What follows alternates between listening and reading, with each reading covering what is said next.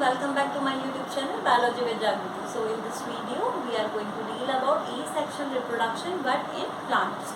Okay, तो हम इसमें plants के बारे में asexual reproduction को deal करेंगे. Asexual reproduction. इससे जो पहला वीडियो था उसमें हमने एनिमल्स को देखा था, बट हम इसमें किसके बारे में डील करेंगे?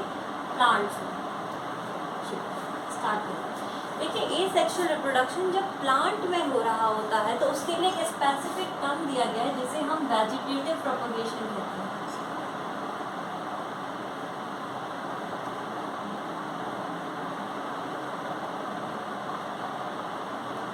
Vegetative propagation. वेजिटेटिव प्रोपगेशन को कैसे डिफाइन करा गया है? देखिए, जब एक प्लांट से दूसरा प्लांट बनता है तो इन जनरल जो फ्लावरिंग प्लांट्स है उसमें सीड्स के थ्रू होता है. एक सीड से आप नया दूसरा प्लांट बना सकते हैं. लेकिन जब ये रिप्रोडक्शन सीड के थ्रू ना होकर के प्लांट के किसी और पार्ट से होता है एक्सेप्ट सीड, लाइक स्टेम से, रूट से, लीफ से, फ्लावर और सीड इसका पार्ट नहीं होगा, तो ऐसे रिप्रोडक्शन को आप वेजिटेटिव प्रोपगेशन कहते हैं. इसमें क्या होता है? न्यू plant growth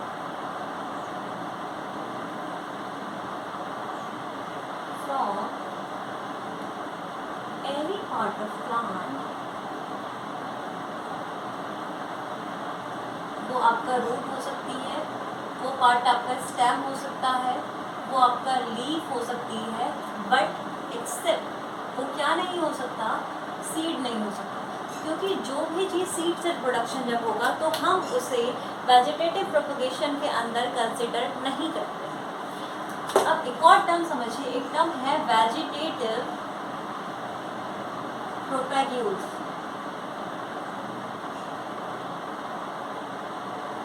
अब क्योंकि ये वेजिटेटिव रिप्रोडक्शन है, इसमें सीड के थ्रू तो प्रोडक्शन हो नहीं रहा है, तो यहाँ पे हर प्लांट जो भी वेजिटेटिव प्रोपगेशन करता है उसमें एक स्पेसिफिक स्ट्रक्चर का फॉर्मेशन होता है जिसके थ्रू नया प्लांट बनेगा, और वही स्पेसिफिक स्ट्रक्चर क्या कहलाता है?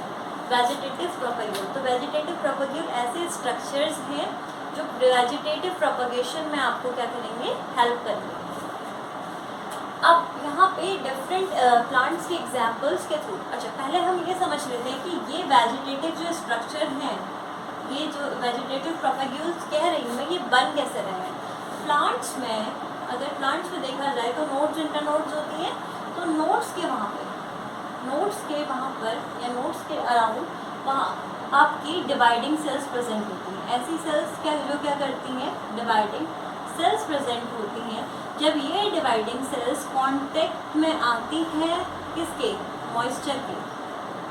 जब ये डिवाइडिंग सेल्स मॉइस्चर के कांटेक्ट में आती हैं, प्लांट्स हैं, प्लांट्स के नोड्स के अराउंड डिवाइडिंग सेल्स हैं जो मॉइस्चर के कांटेक्ट में आने पर क्या बनाएंगी? वेजिटेटिव प्रोपैग्यूल्स. एक स्पेसिफिक स्ट्रक्चर्स बनाती हैं जो नए प्लांट को, और यहीं से ये प्रोपैग्यूल से क्या बनेगा? आपका न्यू प्लांट. ओके, एक बार थॉरोली देख लेते हैं. वेजिटेटिव प्रोपगेशन क्या है? एक ऐसा वे ऑफ रिप्रोडक्शन है एसेक्सुअल इन प्लांट्स में जिसमें सीड्स के बजाय प्लांट्स के किसी भी पार्ट से नया प्लांट बनता है. ऐसे स्ट्रक्चर जो वेजिटेटिव प्रोपगेशन में हेल्प करते हैं उन्हें वेजिटेटिव प्रोपैग्यूल्स कहते हैं. और ये स्ट्रक्चर बन कैसे रहे होते हैं? नोड्स के वहाँ पर डिवाइडिंग सेल्स होती हैं जो मॉइस्चर के कॉन्टेक्ट में आने पर प्रोपैग्यूल फॉर्म करती हैं और finally give rise to new plants. Clear? अब एग्जाम्पल्स के थ्रू इन्हें समझेंगे.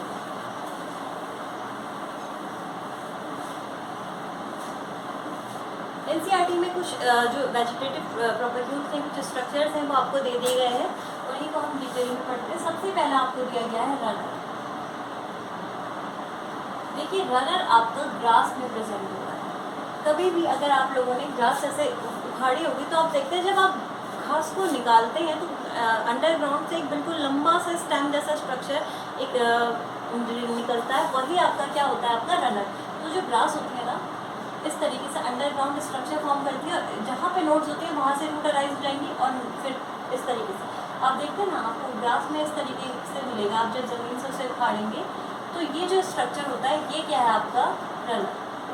ग्रास के अंदर यहाँ पे स्पेसिफिक पोजीशन से नोड्स के वहाँ पे ही ये चीज़ें होती हैं क्योंकि यहाँ पे डिवाइडिंग सेल्स प्रेजेंट है. तो ग्रास में वो जो स्ट्रक्चर प्रेजेंट है आपका, that is runner. Okay, second है आपका रनर। इसके अलावा आता है आपका स्टोरॉन।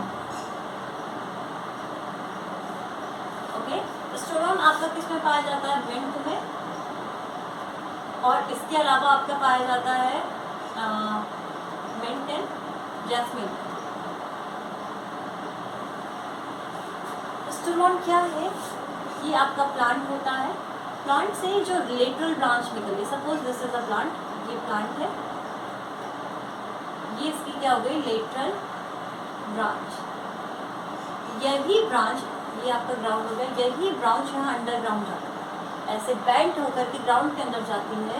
और स्पेसिफिक यहाँ पे अगेन, यहाँ पे स्पेसिफिक नोड वाला रीजन है, यहाँ से रूट्स अटैच निकलती है और यहाँ से फिर आपका ये अगेन नया प्लांट, फिर इसकी जो लेटरल ब्रांच होगी वो ऐसे नीचे जाएगी और यहाँ से ये नया प्लांट बनाएंगे। तो इस तरीके का स्ट्रक्चर, जो लेटरल ब्रांच है, मेन प्लांट बॉडी की लेटरल ब्रांच आपके जाएगी बैंड करके ग्राउंड के अंदर और वहाँ से नया प्लांट अराइज होगा। This structure is known as stolon. Okay, runner हो गया, स्टोरॉन हो गया। अब करते हैं सकर। सकर जो स्ट्रक्चर है, इसके एग्जांपल्स में आ जाते हैं आपके बनाना एंड क्राइसैंथेमम।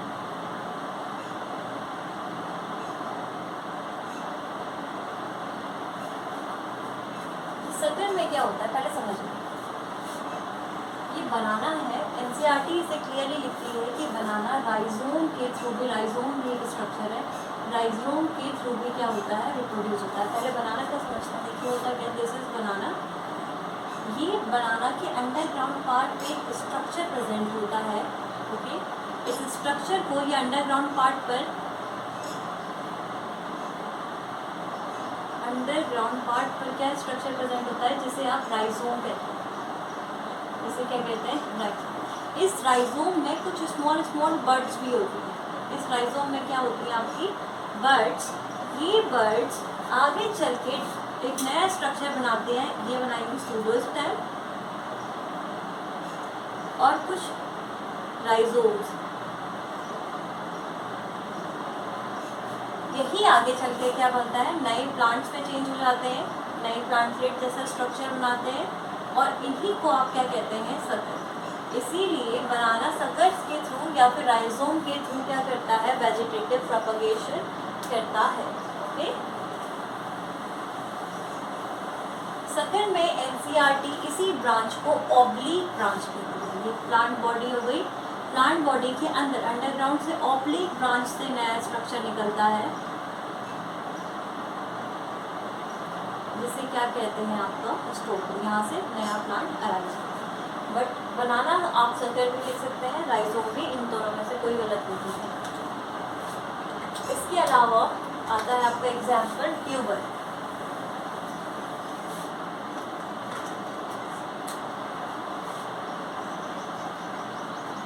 ट्यूबर का बेस्ट एग्जाम्पल है आपका पोटैटो, जो कि आपका क्या है? मॉडिफाइड स्टेम,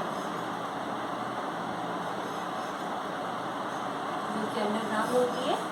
तो ये मेन प्लांट बॉडी रही। इसके अंदर जो अंडरग्राउंड ये स्ट्रक्चर्स हैं, स्टेम्स हैं, इनके एंड में एक स्ट्रक्चर डेवलप होता है जिसको आप क्या कहते हैं? ट्यूबर।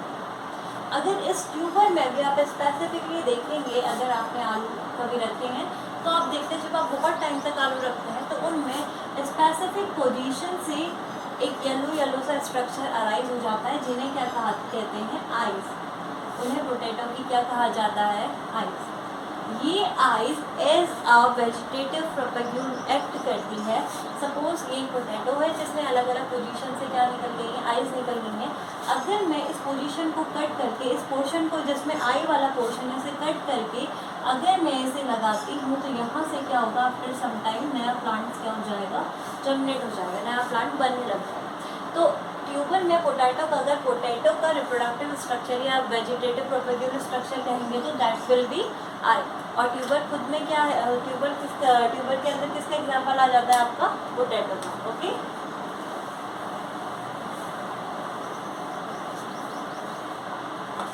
इसके साथ ही है आपका ऑफसेट।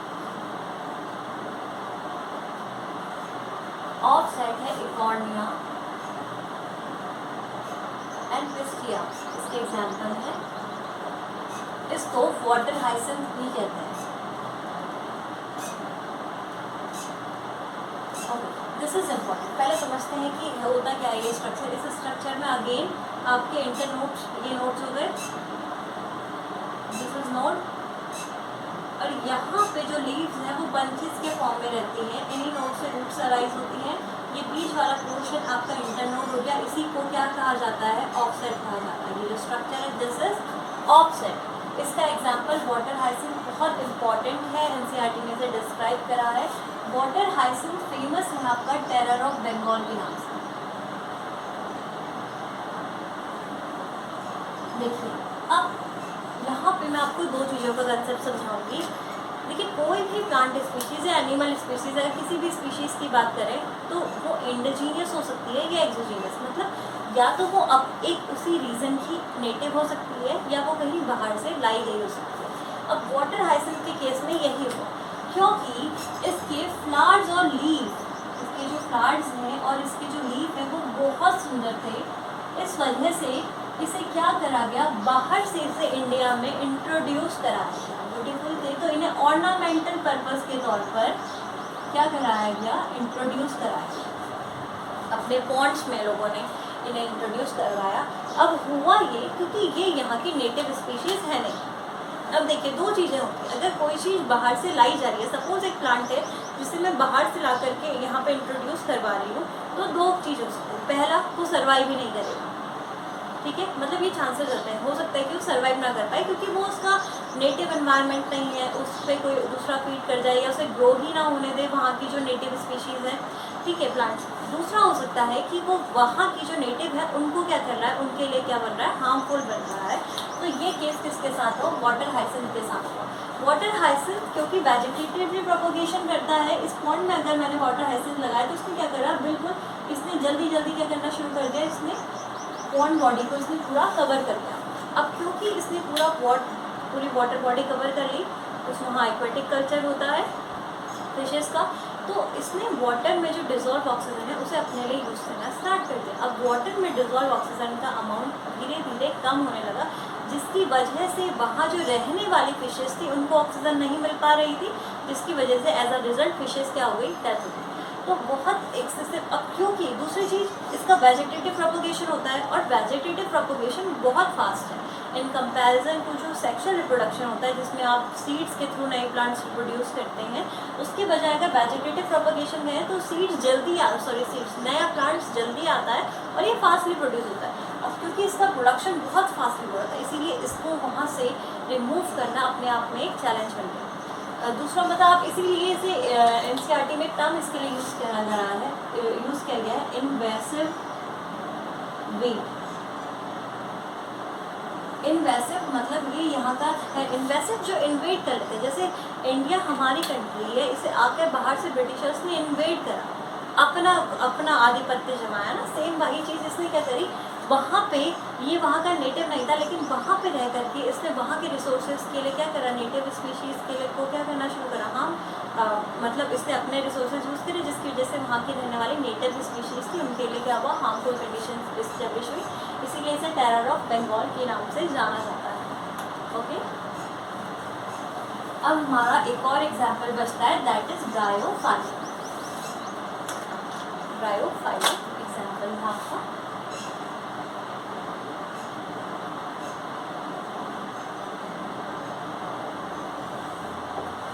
ब्रायोफाइलम में जो वेजिटेटिव रिप्रोडक्शन होता है, ये प्रोडक्शन जो प्रोपगेशन होता है वो लीव्स के थ्रू होता है। किसके थ्रू होता है, लीव्स के थ्रू होता है। लीव्स की मार्जिन पर नॉचेस होते हैं, समझिए, लीव की मार्जिन पर, मार्जिन क्या होता है, किनारे पर नॉचेस पाए जाते हैं। इन नॉचेस में से एडवेंटिशियस बर्ड्स अराइज होते हैं। अब मैंने एक टर्म यूज़ करा, एडवेंटिशियस बर्ड्स। ऐसा क्यों, क्योंकि देखिए जो बर्ड है, जो जनरल बर्ड होती है उसकी कुछ स्पेसिफिक पोजीशन होती है, जैसे दिस इज अ प्लांट, ये इसकी ब्रांचेस हैं, तो बर्ड की स्पेसिफिक पोजीशन है, या तो वो इस एक्साइल वाली पोजीशन से अराइज होगी या फिर वो स्टेम की टिप में अराइज होगी। ये इसकी इन जनरल पोजीशन रहती है। ओके, या तो वो लीफ है, यहाँ पे लीफ के एग्जाइट के वहाँ पे से अराइज होगी, ये बर्ड्स की इन जनरल पोजीशन है।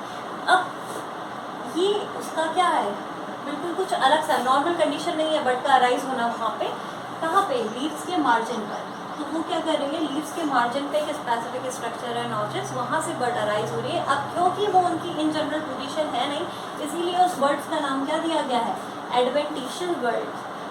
आपने 11th में भी पढ़ा होगा, एडवेंटिशियस रूट्स होती हैं, जैसे प्रॉप रूट, स्टिल्ट रूट, इस तरीके की जो रूट्स है। क्यों, क्योंकि वो अलग से अराइज हो रही है, कुछ नॉर्मल स्ट्रक्चर से हट के वो स्ट्रक्चर है। जैसे बरगद के पेड़ में होता है, रूट्स ऊपर से नीचे को लटकती हैं, वो क्या है, वो एडवेंटिशियस रूट्स तो है, क्योंकि इन जनरल हमने जो पढ़ा है रूट्स ग्राउंड के अंदर होती है, अंडरग्राउंड। ठीक है, तो सेम यही कंसेप्ट यहाँ पे भी आता है, मार्जिन पे नॉचेस है, वहाँ से एडवेंटिशियस बर्ड्स अराइज होती हैं, फिर ये प्लांटलेट्स बनाती हैं। ओके, यहाँ पे से इस तरीके से रूट्स भी, फिर ये क्या करता है, ये प्लांट बॉडी से डिटैच हो जाएगा। जब ये जो बर्ड्स हैं इनको ग्राउंड मिलेगा, प्रॉपर मॉइस्चर मिलेगा, ये जनरेट कर जाती है और यहाँ से क्या बनाएंगी, नया प्लांट बनाएंगे। इस तरीके से कुछ वेजिटेटिव प्रोपोगेशन का एग्जांपल आपने शुगर केन में भी देखा होगा। शुगर केन का जब प्रोपोगेशन होता है उसमें, शुगर केन इस तरीके से है। शुगर केन में भी इन नोट्स के वहाँ पे स्पेसिफिक स्ट्रक्चर्स पाए जाते हैं, आपने इस तरीके के स्ट्रक्चर्स देखे होंगे। ये नोट्स पे क्या है, वेजिटेटिव प्रोपोग्यूल्स है। तो अगर मैं इसको इस तरीके से कट करती हूँ और इसे क्या करती हूँ, आपका लगाती हूँ, तो क्योंकि यहाँ पे नोड है, दिस इज, ये बीच वाला पोर्शन क्या हो गया, इंटरनोड। दो नोटों के बीच में जो पोर्शन होता है उसे इंटरनोड कहते हैं। यहाँ पे ये स्ट्रक्चर है, तो यहाँ से क्या होगा, नया प्लांट बन जाएगा, अराइज। और वेजिटेटिव प्रोपोगेशन क्योंकि एसेक्सुअल रिप्रोडक्शन है और कॉम्प्लेक्स है नहीं ज़्यादा, तो इसीलिए वो क्या करता है, उसमें जो नया आपको प्लांट मिलेगा वो सीड वाले प्रोसेस के कंपैरिजन में जल्दी मिलेगा। एक और चीज़ होगी कि उसमें वेरिएशंस नहीं आएंगे। अगर मैं ये गन्ना है, इसको इस तरीके से काट करके इसका वेजिटेटिव प्रोपोगेशन कर रही हूँ, पहली चीज़ जो मुझे नेक्स्ट गन्ने की जो फसल होगी वो जल्दी मिल जाएगी। दूसरी चीज़, इसकी क्वालिटीज़ और इसकी क्वालिटीज़ में कोई डिफरेंस नहीं होगा, क्योंकि ये सेक्सुअल रिप्रोडक्शन नहीं है, ये कैसा रिप्रोडक्शन है, एसेक्सुअल रिप्रोडक्शन। तो ये कुछ एग्जांपल्स थे हमारे एसेक्सुअल रिप्रोडक्शन के। हाँ ओके, एक और बच गया है हमारा शायद, बल्ब, अनियन बल्ब।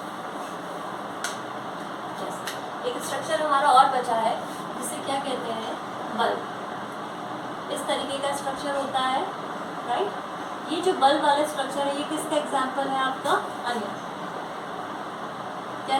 कैसे वेजिटेटिव प्रोपोगेशन कर सकते हैं, सपोज मेरे पास ये अनियन है, मैंने इसका नीचे वाला पोर्शन कट करा और ये वाला पोर्शन भी करते हैं। अगर मैं लगाना चाहूँ तो इससे क्या होता है, नया प्लांट्स कर जाते हैं, अराइज हो जाते हैं। ओके, इसके अलावा जब यही बल्ब में एक और एग्जाम्पल आता है इसका, गार्लिक। बट गार्लिक को आप बल्बिल के अंदर पढ़ते हैं, मतलब उसका जो रिप्रोडक्टिव स्ट्रक्चर है वो बल्बिल है। इसके अलावा आगे भी एक एग्जाम्पल है बल्बिल का। इसमें क्या होता है, इसी बल्ब में, ये बल्ब ही होगा, बट बल्ब में बहुत सारे रिप्रोडक्टिव स्ट्रक्चर्स बन जाएंगे और हर रिप्रोडक्टिव स्ट्रक्चर नया प्लांट बनाने के लिए कैपेबल होते हैं। आपने अगर आगे को नोटिस नहीं भी करा होगा तो आपने गार्लिक को नोटिस करा होगा। जब हम गार्लिक को ब्रेक करते हैं, उसके क्लोव्स बनते हैं सिंगल इंडिविजुअल। आप हर एक क्लोव को यूज़ कर सकते हैं वेजिटेटिव प्रोपोगेशन के लिए।